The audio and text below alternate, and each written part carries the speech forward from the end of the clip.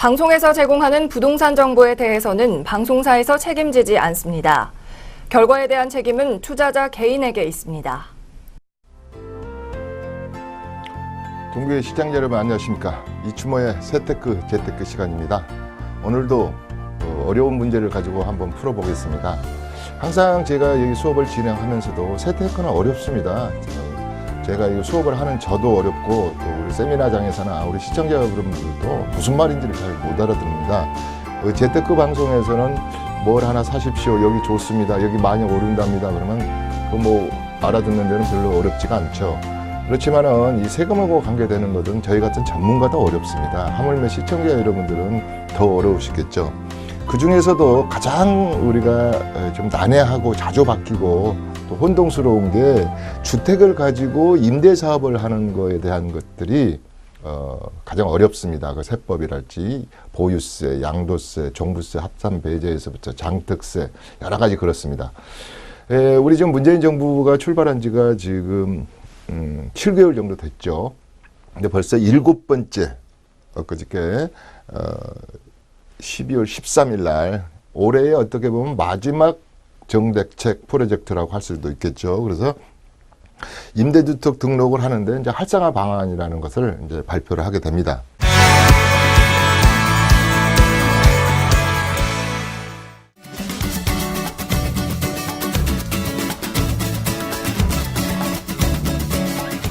그래서 여기에 우리 시청자분들이 다주택자일 수도 있고 원주택일 수도 있고 이주택일 수도 있고 앞으로 이제 주택을 가지고 임대 사업을 한번 해보겠다 이런 분들도 계실 텐데요. 오늘 이 얘기를 쭉 들으시면 어렵다 그랬습니다. 처음부터 제가 좀 겁을 주고 가네요. 그래서 반복해서 시청을 하시거나 대강만 알아들으셔도 됩니다. 뭐 세세한 디테일한 세율이랄지 어떤 것보다 이런 방향을 갖고 있구나. 그래서 국토부에서 이렇게 임대주택 등록 활성화 방안 해가지고 무려 18페이지에 걸쳐서 이렇게 쭉 안내를 지금 하고 있죠. 그래서 여기에 읽어봐도 전문가들도 혼동이 가는 부분들이 꽤 있습니다. 어떻게 한다는 거야? 언제부터 한다는 거야? 기존의 주택임대 사업자를 하는 사람들은 어떻게 해라는 거야? 이런 것이 아주 그냥 혼동이 올 수밖에 없죠. 그래서 하나하나 이걸 읽어가면서 이야기를 하겠습니다. 자, 1강입니다. 자, 주택을 가지고 빌딩이랄지 상가랄지 이건 임대 사업이 아니고 이건 일반 사업자죠. 일반 임대 사업자인데 주택을 가지고 임대를 한다 이거죠. 임대. 전세랄지 월세를 가지고 인컴 수익을 창출하죠. 임대 사업을 한다. 그런데 이제 사업이라는 게 붙죠. 사업입니다. 구청에 등록을 하고 또 세무서에 가서 관할 세무서에 가서 또 사업자를 등록하고 두 군데 가야 되겠죠. 구청에 가서 이렇게 이제 합니다. 그런데 이렇게 하십시오 했는데 이렇게 보니까 잘 안 해요. 주택임대 사업자 등록을 잘 안 합니다. 예컨대 전체 우리 지금 임대주택 사업자 분들이 13%밖에 안 한다 그래요. 요 자료에 보면은. 자, 왜 그럴까요? 아다시피 주택임대 사업자로 한다면 괜히 나아가 지금까지도 우리 임대소득세를 안 내고 잘 지내왔는데 세금 내라 그럴 것 같고 뭐 건강보험료가 올라간다더라, 연금이 어떻게 된다더라 이렇게 하다 보니까 잘 안 합니다. 그래서 활성화가 안 됐던 거예요. 물론 2012년, 13년보다는 엄청 많이 이제 주택임대 사업자가 늘어나긴 했으나 아직도 13%에 머물고 있다. 그래서 이걸 어떻게 하면 제도권으로 끌어들여서 집주인에게도 당근, 인센티브를 주고 세입자분도 좀 쾌적한 주거 환경에서 거의 우리 임차인들이 3.5년 정도 살고 집도 옮겨가고 그런다 그래요. 그 다음에 또 2년이 지나면 또 우리 집주인이 또 얼마나 많이 또 집 전세 보증금을 또 월세를 올려달라 이렇게 걱정입니다. 그래서 이 프로젝트의 이 위에 보면 집주인과 세입자가 상생하는 이런 말을 썼습니다. 지금요. 국토부에서. 이 뜻은 집주인에게는 인센티브를 드릴 테니까 제발 등록을 좀 합시다. 그 다음에 세입자 입장에서는 도대체 내가 살고 있는 집이 우리 집주인께서 주택임대사업자로 등록하신 분인가 아닌가 이런 거에 대한 것을 계약할 때 빼놓고는 알 길이 없었거든요. 근데 앞으로는 이제 이걸 다 데이터베이스화해서 내가 얻을 집이, 그 다음에 앞으로 내가 우리 집주인이라는 분이 5년짜리, 8년짜리를 임대사업자로 등록하신 분인가도 알 수 있게끔. 그래서 이제 좀 여러 상생 전략을 짜자. 세입자하고 집주인의 이런 뜻입니다. 그래서 일단은 이번에 7번째고 올해의 마지막 부동산 정대책 중에서는 임대주택을 등록을 활성화하자. 이런 취지에서 이제 이걸 대책을 발표한 것 같아요. 그동안에 이 대책은 뭐 3개월 전에 발표하니 1개월 전에 발표하니 그런데 지금 이 주택에서 가장 좀 불만스러운 분들은 강남 3구나 강남 4구 분들일 거예요. 왜냐하면 6억 이하 개념으로 이따 나오겠지만 주택 가격이 6억 이하 부분만 이렇게 세제상의 혜택을 당근을 주겠다 그랬는데, 강남의 집이 아다시피 전세값이 뭐 5억짜리가 아니라 보통 뭐 8억, 9억 이런 분들은 그러면 나는 주택임대사업자로 묶어서 여러 가지 혜택을 보고 싶어도 나는 등록 자체를 할 수가 없구나. 이런 뜻도 되겠죠. 그래서 그 얘기도 이제 조금씩 해 나가겠습니다.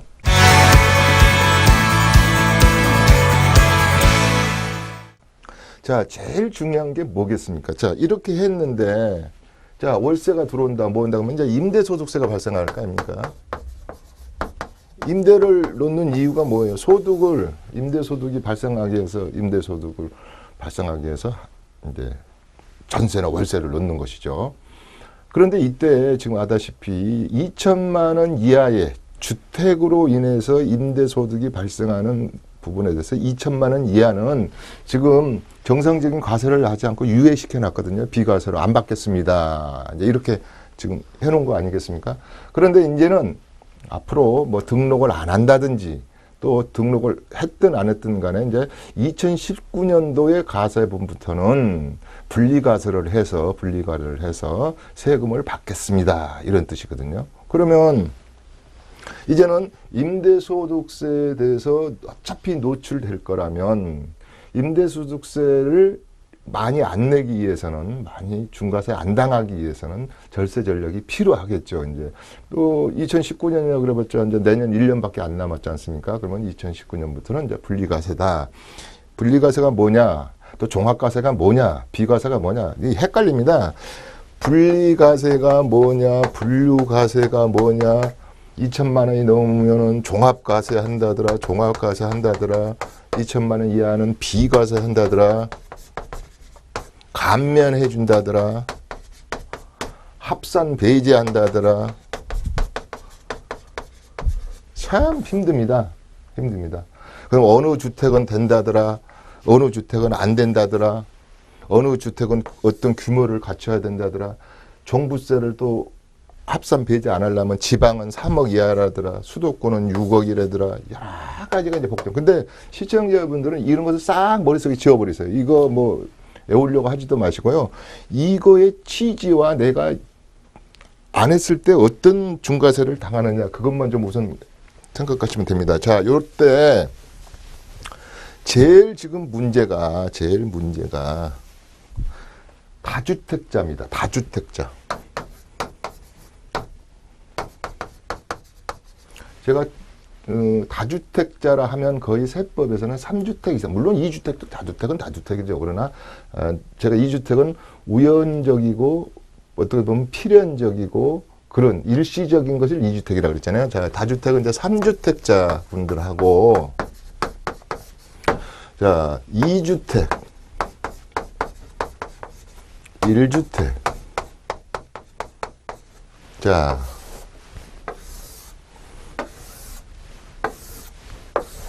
시청자 여러분들께서는 가만히, 내가 집이 몇 개더라. 내가 살고 있는 집, 뭐, 그 다음에 오피스텔도 하나 사놨지. 그 다음에 부부 합산으로, 그 다음에, 뭐 다세대도 하나 사놨지. 아니면 나는 지금 다가구만 가지고 있어. 뭐 여러 가지 소형주택이 또 한두 개 있어요. 그래서 이제 우선은 주택수에서 아다시피 이제는 내년 4월 1일부터 이제 국회를 통과한다면 또 지금은 투기 지역 내에서는 지금도 중과세율이 적용되고 있지만 앞으로 이제 내년이 가서 4월 달이 된다면 조정 대상 지역 내에서는 내가 물건을 팔게 되면 분명히 중과세율이 이제 적용된다. 아주 세금을 많이 물린다더라. 여기까지는 이제 알고 있는 거예요. 뭐 10%포인트를 물린다더라. 그 다음에 뭐 3주택자는 뭐 20%포인트를 물린다더라. 이런 거 싹 지워버리세요. 그러면 뭐만 기억하느냐. 우리가 40개, 그 다음에 우리 투기 지역이 우리가 이제 서울에 11개하고 세종시까지 하면 12개 지역인데 그것도 다 지워버리세요. 지워버리시고 우선은 서울, 그 다음에 뭐 경기 7군데, 부산 7군데, 이제 그런 데에 관계되시는 분들은 이제 다 알아요. 신문을 보셨으니까. 내가 여기 투기 지역이네. 그 다음에 투기 가열 지구 내에 있구만. 또 조정 대상 지역 내에 있네. 이건 다 이제 아신단 말이에요. 그랬을 때 제일 중요한 거 1번부터 한다 그랬습니다. 1세대 1주택은 물론 무주택이 요새 좋다 그랬잖아요. 청약할 때는. 요 밑에가 이제 무주택이겠죠. 1세대 1주택은 여기서 임대 사업을 하더라도 주택을 가지고 월세를 가지고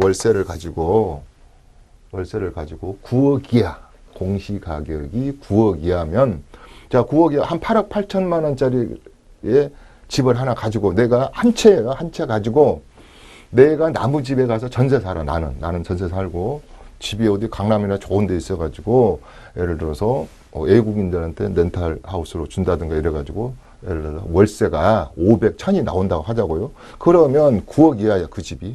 그러면 9억 이하의 1세대 1주택에서 월세 받는 것에 대해서는 얼마를 받아서 이렇게 월세가 나오더라도 과세권이 없는 거죠. 또 1세대 1주택이 9억 이하면 흔히 말하는 그 장기보유 공제, 특별공제랄지 이런 게 이제 10년 이상까지 했다면 80% 돼가지고 일단은 세금이 없지 않습니까? 2년만 보유해도. 그러니까 1세대 1주택은 첫째는 고민할 게 없습니다. 이번에 뭐 활성화 방안이고 임대주택 등록을 안 해도 되고 의미가 없어요. 또 아까 조정 대상 지역 내에 들었다든가 그 다음에 투기 지역 내에 들었다 하더라도 1세대 1주택의 9억 이하의 2년 보유는 아무 걱정할 필요 없단 말이에요. 편히 그냥 밤에 주무셔도 돼요. 그런데 이제 이게 2주택, 3주택으로 가면 이제 복잡해집니다. 복잡해져요. 2주택만 하더라도 보면은 전세 받은 것은 임대에 대한 소득세가 없어요. 전세를 요 두 주택을 가지고 있는데 한 채는 내가 살고 요새 강남에 전세는 16억짜리도 있어요. 예를 들어서 15억짜리를 하나 전세를 놨다 그래요. 두 채인데. 내가 하나 살고 있고 두 채인데. 그러면 15억을 갖다가 해서 은행에 갖다 놓으면 요새 한국은행 정기예금 금리로만 하더라도 1.6% 이상이 이렇게 나오는데 그 소득이 얼마나 나오든 간에 과세하지 않겠습니다. 전세에 한해서 그렇습니다. 월세는 과세를 합니다. 둘 중에 하나가 월세가 과세가 되면 과세를 하는 거죠. 근데 전세에 대해서는 과세 안 하겠습니다.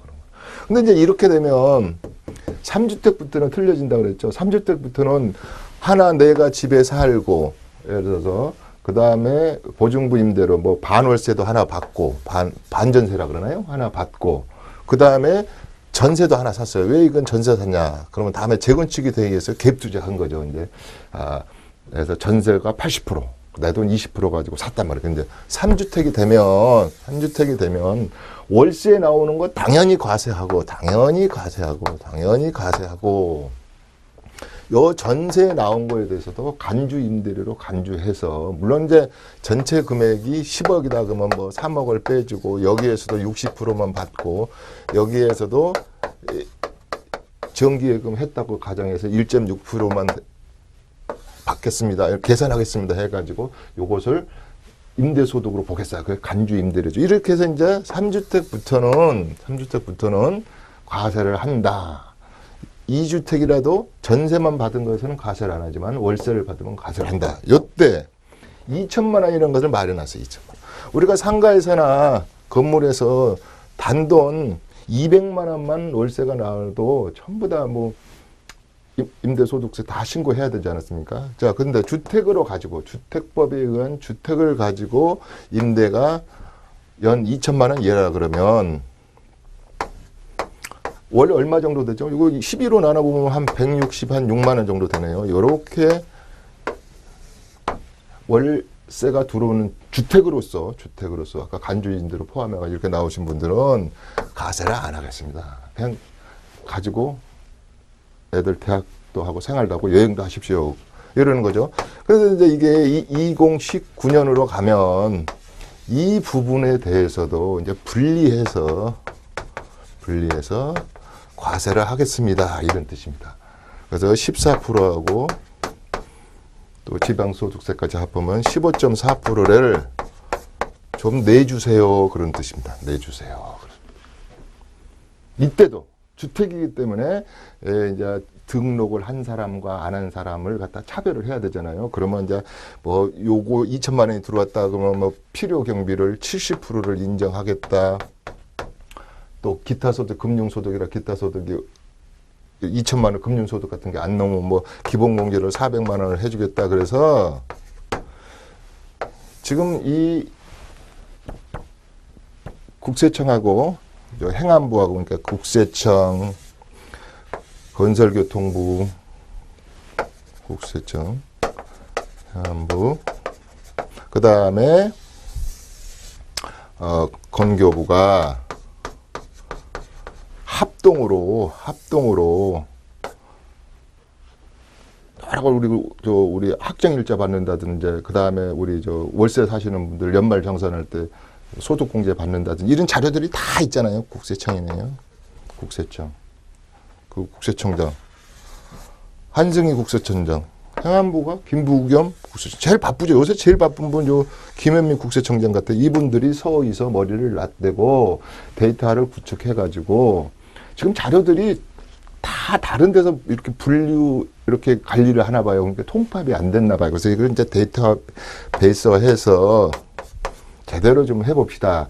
그래야지 정확한 데이터를 가지고 있어야지 이제 3주택, 다주택자가 주택임대사업자로 등록을 안 한다든지 그러면 어떤 페널티를 가야 될 거 아닙니까? 또 잘 이렇게 제도권으로 들어오신 분들은 다 또 케어를 해서 국가 정책을 따라서 이렇게 잘하니까 또 인센티브도 줘야 되고 그래서 이제 이렇게 자료를 모으는데 특히 여기에서 어떤 얘기를 하고 있냐면 3주택 이상자 분들이 이렇게 우리한테 협조를 안 하면 이렇게 세 군데서 우리가 멋들을 맞대고 여러 가지 주택 보유 현황에서부터 이동에서부터 여러 가지 소득 같은 것들을 좀 자세히 들여다보겠습니다. 이런 내용도 들어있는 것 같아요. 85만 가구에서 100만 호의 공적주택을 만드는 데는 우리가 9%인데 앞으로 9% 정도까지 이제 공적주택을 임대주택을 만들어야 되는데 재원도 부족하고 여러 가지 그러니까 민간인 여러분들이 좀 협조를 해 주셔서 약 600만 호의 민간인 임대 시장이죠. 사적 임대 시장이라고 표현하더라고요. 임대 시장에서 여러분들이 협조를 해가지고 딱 뭔만 좀 지켜주십시오. 그럼 두 가지만 지켜달라는 거예요. 두 가지만. 뭔만 지켜달라는 거냐면 세입자분들이 아까 말한 대로 1년에 보통 이사를 3.5년 4년도 안 돼서 거의 3년 정도 좀 있다가 이사를 가고 방 빼주세요. 이사를 가고 이러니 이제는 세입자분들도 임차인에게도 안전하게 주거 환경을 만들기 위해서는 일단은 5년보다는 요게 중요합니다. 5년보다는 8년 이상을 임대해 주십시오. 이런 뜻입니다. 두 번째는 제발 5% 이상씩 20분의 1이죠. 5% 이상씩 연 올리지 마시고 저가로 이렇게 임대 시장에 저희한테 협조를 해 주십시오. 이런 뜻이에요. 협조를 해 주십시오. 그러면 요 협조를 해주면 우선 집주인에 대한 것부터 하죠. 이렇게 협조를 해주면 아까 여기 2천만 원 이하의 임대소득이라 할지 여러 가지가 있는데 그 중에서도 가장 중요한 것이 이렇게 8년짜리가 나오는 것입니다. 자, 이렇게 협조를 한다면 우선 제1번 지방세부터 감면하겠습니다. 감면하겠습니다. 지방세 감면의 대표적인 게 뭐예요? 최초로 오피스텔이랄지 아파트랄지 도시형 생활주택을 사시면 분양받은 자에게는 재산세부터 감면 혜택을 드리겠습니다. 200만 원 빼고 85%까지 감면해 주겠습니다. 거의 안 내는 거죠. 요새 우리가 오피스텔이랄지 아파트 같은 것들이 4.6%입니다. 그건 건축법이기 때문에. 그러면 4.6%면 취득세가 작은 게 아니잖아요. 근데 이것을 갖다가 8년, 적어도 5년 이상으로 주택임대사업자로 등록해 주신다면 안 받거나 85%를 감면하겠습니다. 이런 뜻이잖아요. 그래서 지방세 중에서 재산세를 감면하겠다는 거예요. 그 다음에 아까 재산세도 감면하고 취득록세도 이렇게 감면을 하겠다. 이런 뜻입니다. 그 다음에 지방세도 지방세지만 국세도 감면하겠다. 국세 중에 대표적인 게 뭐라 그랬습니까? 국세 중에서 우리가 제일 겁이 나는 게 뭐냐면 우리 지금 3주택자 이상 되시는 분들이 약 42만 명 정도 되신다 그래요. 전국에 42만 명. 그러면 우연히 그거하고 겹치는 것 같아요. 우리 종부세 과세 대상자도 한 40만 명 정도 되는데 일단 부자들이죠. 우리 집이 세 개인데 요새. 남들은 우리 전 국민의 40%는 집 한 채도 없는데 아직도 무주택자들인데. 이렇게 해서 국세를 감면해 준 것 중에서 우리가 가장 12월 달에 지금이죠. 시즌이죠. 종합부동산세, 종부세를 배제하겠단 말이야. 다른 것들은 받는데 이렇게 등록된 재산에 주택으로 등록된 재산은 빼주고 계산할게요. 이런 거라 빼주고 그리고 합산하는 것을 합산을 배제하겠다 이겁니다. 제일 중요한 거 양도소득세. 그러면 집주인은 이렇게 말할 겁니다. 아니 5%씩밖에 못 올리고 내 재산을 8년 동안 팔아먹지도 못하고 이렇게 돼가지고 내가 뭐 남는 게 있어요. 이게 국가에서 전부 다 공적 주택을 공급해야지 내가 남는 게 뭐 있어. 이렇게 말씀하실 겁니다. 그러니까 국가는 아이고 집주인님 너무 섭섭하게 생각하지 마십시오. 요게 있잖아요. 양도소득세를 감면해 줄게요. 이런. 그러면 옛날에 지금 50%였는데 앞으로 75%. 요 중에서도 양도소득세를 감면하는 방법은 가장 좋은 법이 장기로 장득세라고 그러잖아요. 장기로 보유하면 5년, 8년, 10년 이상 장기로 보유하면 특별히 집주인님이 우리 국가 대책에 많이 협조했으니까 특별히 이뻐하겠다. 장기 보유 특별 공제해 주겠다. 요게 70%나 공제해 주겠다. 지금 1세대 1주택자들이랄지 2주택 때는 30%밖에 안 해주잖아요. 1세대 1주택이 10년 넘으면 80%라는 것이 확 줄어들잖아요. 제가 저번에 박근혜 대통령 집을 갖다가 57억이나 남았는데 80%를 장기 보유 10년 이상 보유했기 때문에 27년이나 보유했기 때문에 그냥 홀쭉 해가지고 3억 8천에서 4억도 뭐 안 냈다 그랬잖아요. 그 이유 중에 하나가 이 장기 보유 특별 공제인데 이렇게 등록한 재산에 대해서는 이렇게 안 받겠다는 소리예요, 이게. 자, 임대 기간 동안에 만약 10년 동안에 자 A라는 것이 2018년도에 내가 한 3개를 사야지. 2018년도에 1월 1일부터 사가지고 내가 10살 더 먹어야 되겠죠. 그러면 이제 10년 후에 딱 팔게 되면 요 기간 동안에 오른 것을 70%는 안 받기 때문에 여기서 뭐 공제하고 뭐 하면 양도세를 거의 안 받겠다는 뜻이에요. 그러니까 여기서 이렇게 집세도 많이 올리지 마시고 좀 불편하더라도 8년 이상을 이렇게 하신다면은 이거 캐피탈 게인이다. 이게 정통적인 캐피탈 게인이죠. 그걸로 해서 올라서 그 캐피탈 게인인 양도소득이 발생된 부분에서는 안 받겠다. 요게 제일 큰 종부세도 작지는 않지만 이런 것은 좀 지방세는 얼마 안 되잖아요. 이것도 뭐 그런데 요 큰 덩어리를 하나 통쿡에 쏘겠습니다. 이런 뜻이란 말이에요. 그러니까 하십시오. 그랬는데 이제 이렇게까지 했는데 안 한단 말이야. 또 이제 안에 아까 13%잖아요. 거의 그래도 우리가 50%를 목표로 우리 600만 호 중에서도 50%를 목표로 이렇게 가야 된다. 안 해요. 그러면 안 하신 분들은 내가 미워할 거야. 그래서 들고 나온 게 건강보험. 제가 그랬죠. 아까 초반에. 이거 주택임대사업자로 묶으면 건강보험료 피부양자 자격을 팍 박탈해가지고 40만 원, 50만 원 나오니까 아니 차 뜨고 포 뜨고 나오면 건강보험료까지 이러니까 내가 왜 해? 그리고 협조를 안 했잖아요. 그 다음에 지금은 주택임대사업자로 묵든 아무튼 의무사항이 아니에요. 법에도. 내 맘대로 하려면 하고 말려면 하는 거거든요. 근데 이제 앞으로 이것을 뭐 2020년 넘어서는 뭐 의무적으로 하겠다는 등. 그러니까 이제 야 건강보험료를 가지고 들고 나온 거예요. 자, 저희 국토부 저희 정책에 이렇게 주택임대사업자로 등록을 하신 분은 4년짜리는 40%나 뭐 8년짜리는 80%인가 이렇게 해서 요 건강보험료를 깎아주고 이것 때문에 안 한다고 그러시더라고요. 그러니까 자 대한민국 시민 국민 여러분들이 이거 주택임대사업자로 등록해라고 그렇게 좀 해도 건강보험료 많이 나올까봐 안 하신다 그러니까 제가 깎아드릴게요. 그래서 그 대신에 등록 안 한 사람, 안 등록자라고 그러죠. 등록 안 하신 미등록자. 이렇게 했는데 미등록자분들은 이것을 이렇게 안 한 사람보다 5배 이상 올리겠다. 이런 뜻이란 말이에요. 그래서 그러니까 건강보험료를 가지고 나왔어요. 이제. 그래서 임대소득세도 중요하지만 아까 양도소득세하고 건강보험료를 가지고 채찍과 당근을 쓰고 있다. 이런 뜻이죠. 그 다음에가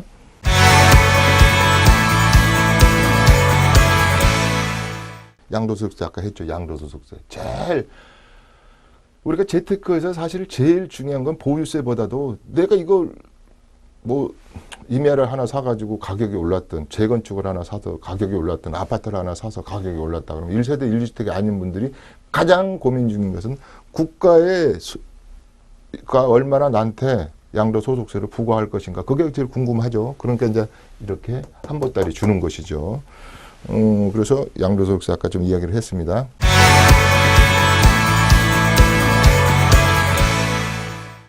보유세. 아까 보유세 이야기를 했죠. 제가 보유세도 이렇게 대표적인 것 중에 보유세가 아까 종합부동산세인데 합산해서 배제하겠다. 그런데 또 뭐라고요? 앞으로는 지금까지는 보유세를 5년짜리도 이렇게 합산 배제했어요. 이분들은 2018년 3월 31일까지 신규로 내거나 이미 아까 13%에 해당된다 그랬죠. 이렇게 주택임대사업자를 내가지고 착실히 뭐랄까 좀 정부의 정책대로 임대를 하시는 분들은 이런 분들은 그대로 인정을 해줘요.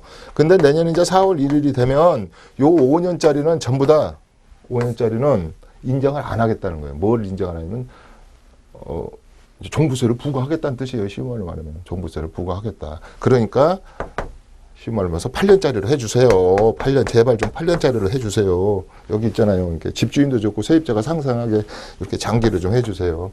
공공임대가 제일 이 단기임대하고 틀린 점은 하나는 지금까지는 단기임대가 거의 98%예요.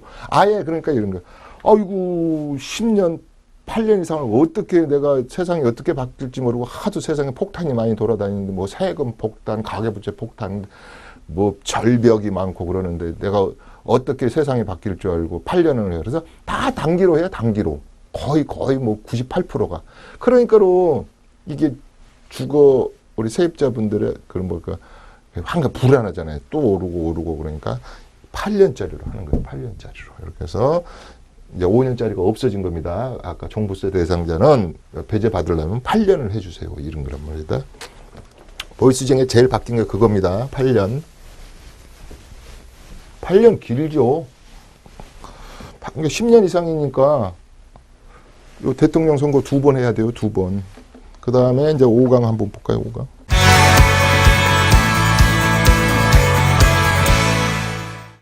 이거 아까 이야기했네. 지방세, 건강보험료, 감면, 인센티브를 주는다. 거꾸로 안 하면 건강보험료가 이게 감면이 걸고 거꾸로 많이 올라간다. 이것은 채찍이다. 또 당근이다. 이 말입니다.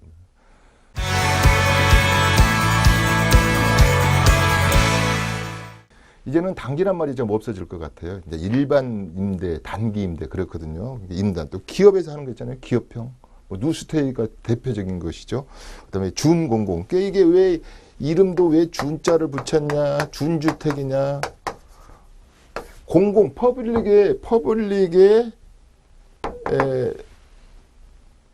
보다 더 같은 준. 그러니까 이거의 준 공공임대는 딱 5%만 올려주세요. 이거란 말이에요. 5%. 많이 올리지 말아주세요. 그 다음에 아까 장기로 임대해 주세요. 앞으로 단기란 말은 내년 4월 가면 없어질 것 같아요. 거의. 안 한다 이 말이죠. 혜택이 없어요. 혜택이 여러 가지 혜택. 아마 이 준공공임대보다는 혜택이 아주 그냥 거의 없다시피 많이 하니까. 그래서 앞으로는 이제 기업형이라 그러고, 그 다음에 우리가 공적주택. 여기 또 많이 얘기 나오겠죠. 공적주택, 임대. 공적주택만, 임대시장만 85만 세대로 공급한다고 그러지 않습니까? 그 다음에 준공공임대. 앞으로의 임대는 이제 8년 이상의 준공공임대다. 주택임대사업의 프로젝트는 내년부터는 짤 때 정부의 정책과 부합되게 준공공임대를 짜주세요. 이게 그저께 12월 13일 날 전번에 발표한 임대주택 등록화 활성화 방안입니다. 등록을 하시려면 2년 안에 장기로 해주세요. 그러면 많은 보따리를 드리겠습니다. 이런 거죠.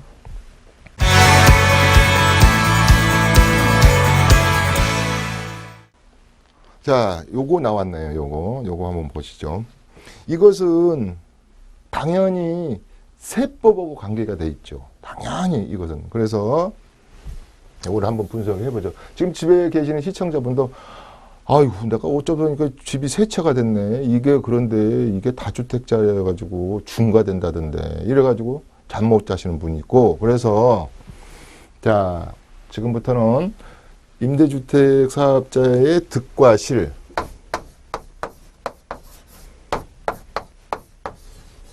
자 따질 때 뭘 따져야 되면 주택수죠. 주택수가 갑자기 늘어나 버렸어요. 재건축 하려고 그러고 재테크로 하나 사고 월세 받으려고 하나 사고 증여 받았다든가 상속 받아가지고 주택수가 이게 회피한 거예요. 회피한 거. 뭐 없는 사람분은 주택수가 많은 게 좋겠죠. 뭐 세금을 좀 내더라도 이런 분들이 내가 살고 있는 집이랄지 내가 무언가를 이제 하나 팔아보려고 그러니까 양도세가 많이 나오는 집이랄지, 제가 그랬죠.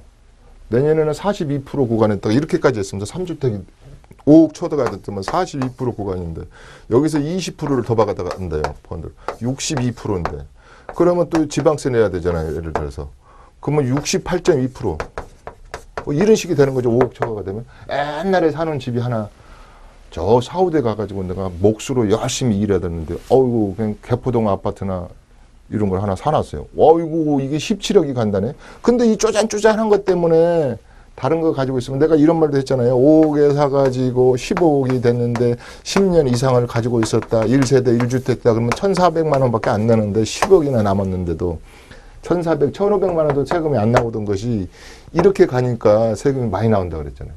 주택수가 얼마나 중요하냐 말이에요. 주택수. 그럴 때 강남의 부자들이나 세테크에 밝으신 분들은 이 친구를 시집 보내기 작전을 하는 거예요. 1월 시집을 보내요. 일본의 증여라는 집으로 시집을 해요. 증여라는 데로 시집을 보내요. 가족 간의 거래를 해요. 왜? 팔기는 아까우니까. 이런 것은 그런데 조심해라 그랬잖아요. 부당행위 계산 부인이랄지 특수관계인에 대한 거래는 조심해라. 증여로 많이 한다 그랬잖아요. 증여를 어느 정도 많이 하느냐. 강남 상구 사람들이 증여세를 내는 거, 우리가 세수가 한 3조, 증여세가 세수가 한 3조 5천억 정도 되는데 강남 사람들이 1조 원 이상을 내요. 그러니까 얼마나 많이 증여를 한다고 보시면 되죠. 계약서 10장 중에서 석 장은 증여 계약이에요. 증여. 이렇게 해서요. 증여로 시집을 보낸다든지 증신의 집으로 시집을 보낸 거죠. 또 하나는 아까 말하는 주신의 집으로, 주택임대사업자로 증신의 집으로 시집 보내고, 또 한 두째 딸은 주택임대사업자 주신의 집으로 시집을 보내고 이렇게 주택수를 자꾸 주는 거예요. 또 하나는 이제 매매도 해야 되겠죠. 어떻게 왜 지금 왜 이렇게 하고 있어요? 아까 2주택이면 세금이 이렇게 나오니까 어떻게든지 내가 세금을 절세를 하기 위해서 이렇게 한단 말이에요. 그렇기 때문에 이럴 때는 득이죠. 득. 이게 이렇게 주택임대차로 묶는다 그러거든요. 저희들 표현으로. 그러면 당연히 양도세가 아까 말한 양도세, 보유세, 취득세, 종부세 이런 것이 득이죠. 이게 세금이 득인 거예요. 세금이 득인 거예요. 두 번째 실은 그렇게 없어요. 이게 겁을 많이 그러는데 아까 말한 건강보험료가 많이 올라간다더라 뭐 그런데 제가 바른 변에서는 이렇게 다주택자는 거의 주택임대 사업자로 등록을 하시는 게 좋아요. 근데 이제 실이 하나 있잖아요. 아까 실이 자유롭지가 못한 것 중에 하나가 이 증여는 그렇지 않지만 자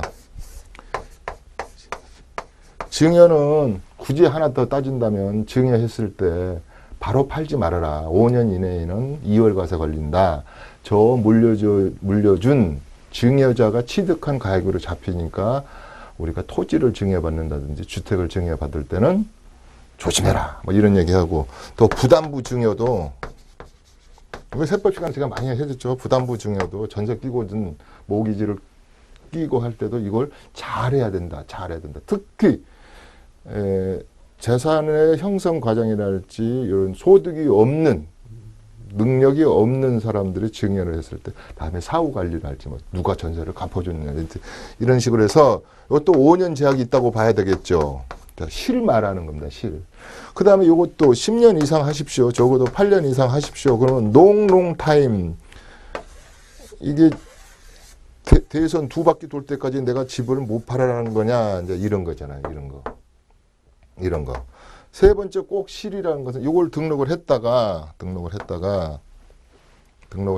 아우 내가 우리 딸이 또 이걸 등록을 했어요. 아이고 우리 딸이 또 갑자기 시집 안 가고 혼자 산다 그러더니 갑자기 애인이 좋은 멋있는 그냥 저 장동건이 같은 신랑이 나타나니까 바로 또 다음 달에 결혼한다. 그럼 팔아줘야 되잖아요. 집 팔아서 시집 보내야지 어떻게 하겠어요. 그래서 출산율 좀 높여야 되는데 이때 팔게 되면 매매를 되면 쉬운 말로 해서 정부의 허락 없이 팔면 한 유니트당이에요. 한 유니트. 내가 5세대를 샀다 그러면 한 개 팔 때마다 1,000만 원씩 과태료를 물린다든지. 두 번째 이렇게 해준 거 다 독박 써야 돼요. 이거 이렇게 해서 이 조건 안 하면 전번에 양도소득세 예를 들어서 양도소득세 뭐 이렇게 감면받은 거, 취득세 감면받은 거, 종부세 감면받은 것들 다 이제 이 표현이 맞나? 오버라이트 해놓으시고 그리고 1,000만 원 또 내고 그리고 빠져나가세요. 그런 거예요. 그런데 이제 여기에 이렇게 중간에 빠져나가는 방법을 법으로서는 3개를 정해놨죠. 근데 뭐 이 주택을 사가는 사람이 포괄적 양도영수를 해간다든지 이렇게 그대로 그 사업자를 주택 임대 사업자를 가진 분이 하나를 또 그래 내가 살게 좀 싸게 줘. 그러면 난 주택임대 사업자야. 그러면 1,000만 원 안 물겠죠. 이런 거 문제가 안 된다. 또 뭐 재건축으로 들어갔다든지 뭐 수용됐다든지 또 뭐 이런 게 또 있죠. 뭐 이제 이런 건 없는데 법에서는 그렇게 만들어놨어요. 사업성이 없어. 계속 원룸을 5개를 사놨는데 아니 우리 집은 왜 세입자가 안 들어오는 거예요. 6개월씩 7개월씩 비어있단 말이에요. 그럴 때는 정부도 양심이 있지. 세도 못 넣는 것을 계속 가지고 있으라 그러겠어요. 그런 것이 있어요. 몇 개 조항은 있는데 나머지는 팔 때 이렇게 이런 것이 좀 불편하다면 불편한 게 실이에요. 득이도 많죠. 득이도 많고 또 이렇게 하다가 이렇게 포괄적 양수자를 사업자들을 이렇게 찾아서 팔면 되거든요. 그러니까 뭐 내가 이런 말을 합니다. 우선은 준다 할 때 다 받자. 7가지, 8가지 복다리를 다 받자. 양도소까지 준대잖아요. 그 다음에 팔 때는 이런 틈새가 있으니까 이렇게 하자. 이런 뜻입니다. 그래서 득과 실에서는 실보다는 득이 많다. 그 다음에 앞으로는 정부의 이 방침이 보면 그래요. 앞으로는 그렇게 등록을 좀 안 하면 지켜볼 거예요. 이런 거예요. 아이고, 나 진짜 지켜볼 겁니다. 이런 뜻이에요. 여기 아예 나와요. 여기에요. 그렇게 해서 3개 기관에서 지켜본다는 얘기가 나오거든요. 아까. 제일 지켜보는 것이요. 두려운 것이 국세청에서 지켜보면요. 아주 뭐랄까 잠 못 자요. 잠 못 잔단 말이에요. 그래서 뭐 여러 가지가 있지만은 아무튼 이거 득과 실이 있다. 자, 시청자 여러분, 지금까지 한 얘기가 주택을 가지고 전세 월세를 놓거나 특히 우리가 오늘 세 받아서 나는 연금도 적게 나오고 어디 보험회사에 보험 들어오는 것도 적어가지고 세 가지고 월세 받아서 살 거야 이런 분들하고 아까 앞으로 5년 10년 후에 때 뭐 재건축 되겠지 그래가지고 한두 개씩 사놓은 것도 하고 또 제가 맨땅에 헤딩이라고 그랬잖아요. 뭐 이거 사놓으면 무조건 뭐 물가 상승률이 어떻고 이렇게 하면은 또 이렇게 집값이 올라오기 위해서 의도적으로 집을 보유하고 되는 분들에 대한 얘기입니다. 이게 다주택자의 42만 명에 대한 얘기입니다. 그러니까 다주택자가 3주택자가 42만 명이래요. 국토부에서 세어봤는지 행안부에서 세어봤는지는 몰라요. 근데 여기 자료가 나와 있어요. 42만 명이 약 40만 명 하죠. 40만 명이. 이 사람들이 또 종부세 대상자란 말이에요. 종부세 대상자. 이 사람은 다른 말로 두 글자로 말하면 강부 부자 부자를 써서 부자라고 그런다고요. 부자잖아요. 이렇게 집이 많아서. 뭐라더라? 이런 분은 종부세, 시아버지가 종부세 내고 이렇게 있는 분들은 뭐 결혼 정보회사에서 결혼할 때 뭐 우대 정책을 쓴다면서요? 그렇죠. 아버지, 시아버지가 종부세 내면 부자라는 뜻인데 뭐. 이 사람들에게 대해서 6억 이하의 지금 주택임대사업자를 우리 기업형은 아까 기업형 나왔지만 뭐 149제곱미터도 잡아주고 다 그러지만은 이렇게 여러 가지 세금을 하려면 85제곱미터 이하의 뭐 6억 이하의 이런 집이 약 585만 개, 600만 호. 자, 여기가 최고로 지금 취약계층 아닙니까? 전세도 6억이라면 6억은 큰 돈입니다. 보통 이제 2억, 3억 사는 사람들이 서민이죠. 사회적 배려자죠. 이분들이 자꾸 3.5년 만에 방 빼 올려주세요 이런단 말이에요. 그러면은 이분들을 보호하기 위해서 요거 해서 뭐 계약갱신권이라 할지 아까 뭐 이렇게 더 많이 올리지도 않는다는지 이런 것을 어떻게 보면 사적 임대시장이죠. 사적 임대시장을 공적 임대 수준으로 끌어올려서 누이 좋고 매부 좋고 같이 상상해서 대한민국 잘 살아봅시다 하던 것이 엊그저께 관계부처 합동회의를 해서 2017년 12월 13일 날 발표한 집주인과 세입자가 상생하게 하는 전략이다. 자, 이 방송 역시 잘 사는 재테크 잘하는 부자들만을 위한 방송은 아닙니다. 자, 이 시청하시는 분들도 무주택 분들도 많아요. 40%나 된다 그랬잖아요. 자, 그러면 이제 전략을 하나 이제 세워보겠습니다. 자, 여기서 이제 기술 들어갑니다. 기술. 자, 되도록이면 내년 4월부터 내가 집을 얻겠다. 그리고 내가 신혼인데 내가 이제 신혼이라고 그래봐요. 그러면 이제 나는 10년 후에 난 집을 도전할 거야. 아니면 뭐 공적 주택을 도전할 거야. 그런데 우리 학교 애가 초등학교 때까지는 6년 이상은 살았으면 좋겠다. 그러면 내년에 발표를 해놓은 데이터베이스에 딱 들어가면 앞으로 뭐 인터넷에서 그 시스템을 만든다고 그러네요. 그러면 우리 집이 503호가 목동에 투룸 전세를 하나 딱 들었는데 503호가 이춘모 교수가 8년짜리, 5년짜리 주택임대사업자로 묶어져 있고, 그러면 그 주택이 많이 나가겠죠. 왜냐면 이 집주인은 이제 어차피 8년 이상 10년을 임대를 해야 돼요. 5%씩 밖에 못 올리고.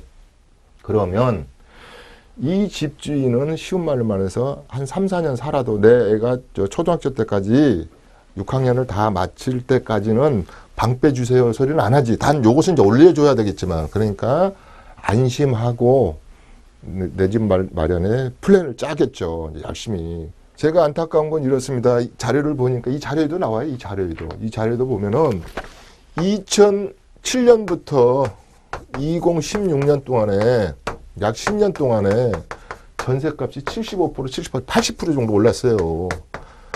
80% 정도. 강남은 더 올랐어요. 그러니까 무슨 소리냐면 2007년도에 전세 3억 산 사람은요. 지금 6억이에요. 6억. 그러니까 이게 세상이 막 이렇게 돌아가니까 그러니까 이제 다시 말하면 세를 얻으실 분들은 이렇게 장기로 골랐을 때 그렇다면은 이제 집주인도 어떻게 보면은 막 수수료, 막 중개 수수료 또 많이 바꿀 필요가 없잖아요. 이런 것도 좀 있고 그래서 세입자와 집주인에 대해서 프로젝트를 정해놨다. 자 이제 이렇게 하니까 요 방송이 끝나니까 이 건설교통부에서 이춘모 교수 표창장 줘야 되는 거 아닙니까? 자기네들이 해봤자 13%밖에 안 했는데 저는 이걸 적극 권하는 겁니다. 세법 선생이니까 보따리가 많다 그랬잖아요. 많다. 근데 여기서 중요한 포인트 들어갑니다. 요 기술 들어가는 건 기술 들어가. 이때 이 세테크를 이 주택임대사업자랄지 증여로 가지고 세테크 전략을 한번 짜보는 방법 중에 하나가 임대사업으로 등록을 해야 되는데 아까 실과 이런 거 다 얘기를 했는데 아주 중요한 사실은 8년, 10년이 길다는 생각을 하지 마시라니까. 지금 5년짜리만 거의 98%가 주택임대사업자를 하는데 여러 가지로 빠져나가는 팔 수 있어요. 팔 수 있는 방법이 다 있다 이 말이에요.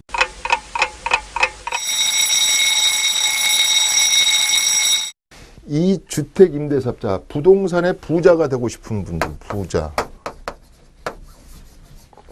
나도 부자 반열에 한번 끼어봐야지. 나는 언제나 맨날 흙수저냐. 나도 금수저 한번 우리 애들 만들어줘야 할 때, 자, 몇 개의 사업자가 있어요. 자, 부동산에서는요. 뭔만 하나 사놓고, 초라 오르지도 않은데 사놓고, 시가나 가라. 그러면 왜 나 것은 올라가냐. 거꾸로 떨어진 경우도 있어요. 이럴 때, 이 부동산에서는 사업자가, 자, 임대를 한단 말이에요. 이 사람들이 제일 회피하죠. 빌딩이랄지 상가를 임대는 일반 임대 사업자가 있고 사업자고 주택을 가지고 임대 사업을 하는 거 있고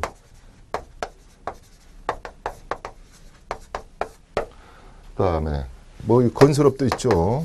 또 거창하네요. 건설업. 그다음에 부동산 매매업. 이 부동산 매매업이 법에는 이렇게 돼 있어요. 부가가치세 시행령에는 이렇게 돼 있어요. 1년의 과세 기간 동안에 1월 1일부터 12월 31일까지 이 과세 기간 동안에 시행령에는 그렇게 돼 있어요. 부가가치세 시행령에서. 또 안에 1회 이상 취득하고 2회 이상 파는 사람을 부동산 임대업으로 매매업으로 본다 이런 건데 그건 중요치가 않아요. 한 건 두 건만 했더라도 수익을 목적으로 지속적이고 영속적으로 이분이 이 부동산을 사고 파는군 하면은 판례가 그렇게 나왔어요. 대법원 판례에서 부동산 임대업으로 해서 사업소득으로 분리한단 말이에요. 그러니까 양도소득세와 사업소득으로 분리해가지고 한다.